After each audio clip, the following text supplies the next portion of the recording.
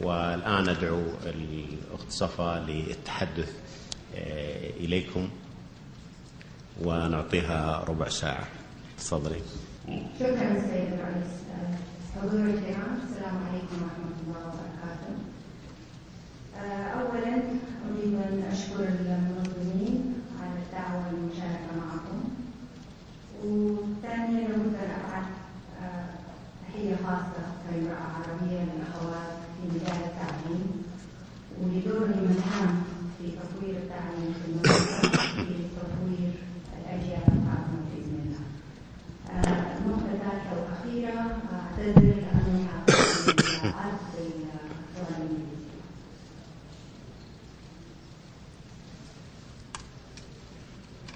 Ladies and gentlemen, what I will present to you today will not be any different from what you heard from the sessions yesterday and this morning. It is rather a summary of the evidence that we find through many years of work with different countries around the world, in the hope that it will help you think about the issues and the challenges and some policy considerations. In this regard, I will speak briefly about the context for upper higher education, upper secondary education. I will speak again about different challenges, specifically 4 different challenges in terms of structural organization, curriculum, and the focus and the shift to skills and competencies, teachers and their role in active learning, and the whole issue of governance and towards a new way of managing. I will end by some key policy orientations. At the beginning, secondary education was born fully attached to and coupled with tertiary education. And then in the past 50 years, it became more attached to primary education, was removed compulsory basic education. And in terms of pedagogy, in terms of students and selection processes. However, today, secondary education, especially at the upper level, has a very critical role to play. It is the articulation node between basic and tertiary education, but also between education and the labor market. So in such a role, it may be a pathway for students' advancement, but it can also be a bottleneck, preventing equitable expansion of education opportunities. The particular shape of this articulation defines the overall role and features and priorities in this subsector. And so, upper secondary education, as you'll see from this diagram, can be the weakest link, but we can also move it to be the cornerstone. However, this subsector presents a policy paradox. It is both terminal, and such that people or students at the end of secondary enter the labor market, but it's also preparatory for tertiary education. It is both compulsory and post-compulsory. Lower secondary education in many countries around the world is part of basic education and therefore compulsory. Upper secondary education is usually not compulsory. It is both uniform and diverse in terms of the content. It addresses individual needs of students, but it also addresses the interests of society and the labor market needs. It is integrative, but it allows, in many instances, people from different economic backgrounds, but it's also very selective in terms of achievements and direction to different streams. It has a common curriculum, such as English, mathematics, and also specialized curriculum for staff.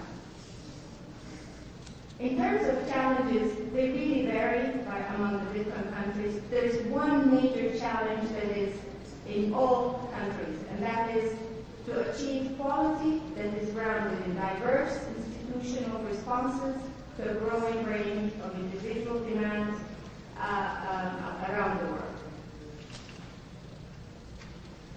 If we think about these challenges, we refer to them at the bank as the twin challenges.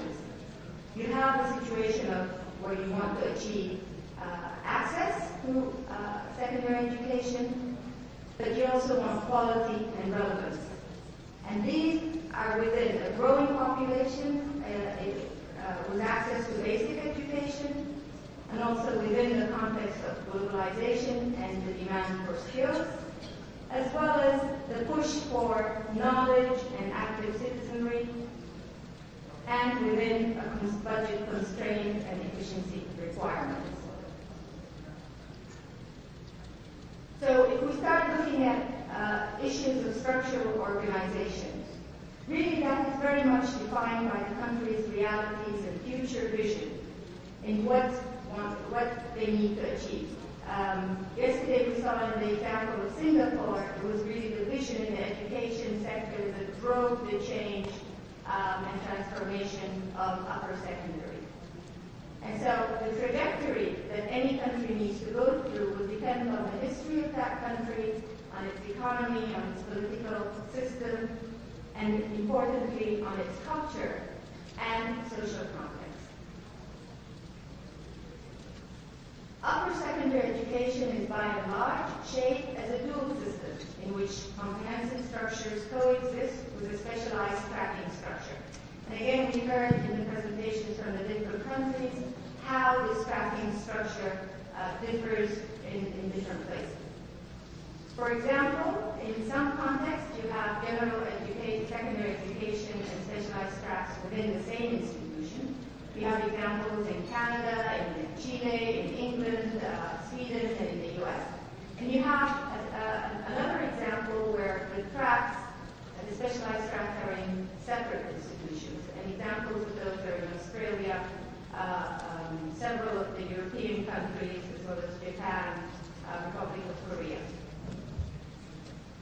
The experience in transforming upper secondary education varies from different countries. In the United States, it started off with a comprehensive approach.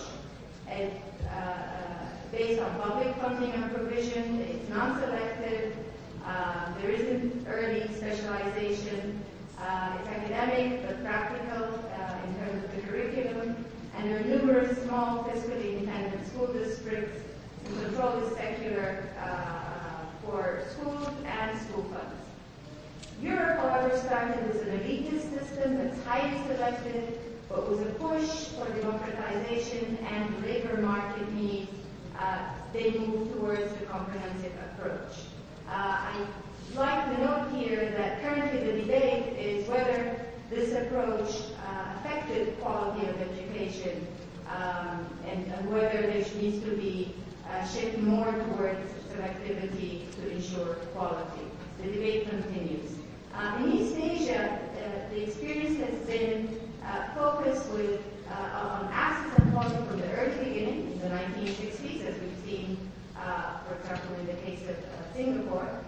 But also, there was concentration on vocational and upper secondary until per capita income reached a certain level. And then they shifted to a more general curriculum. However, in the developed world today, in the last 20 years, there's been talk about transformation and initiatives to transform the system so that it's more flexible and so that it can meet also the changing demands of diverse populations and labor market needs. Studies in some of these countries point to four main elements. The first is that broadening vocational areas and qualifications and reducing the number of fields and programs. Secondly, creating linkages between general and vocational education. And thirdly, developing combinations of schools and work-based learning. And finally, building bridges between secondary, vocational education, and training, and tertiary education. In terms of curriculum, and we've heard a lot of different approaches that different countries have experimented with. But the idea is to change work, the changing work patterns are leading radically new approaches in selection, organization, and sequencing of curricular knowledge. Curriculum-based reform of secondary education in the 21st century focuses more on skills and competencies, and also the frontier between general and vocational education is shifting and fading. I present here three scenarios. that present some trade-offs and some choices.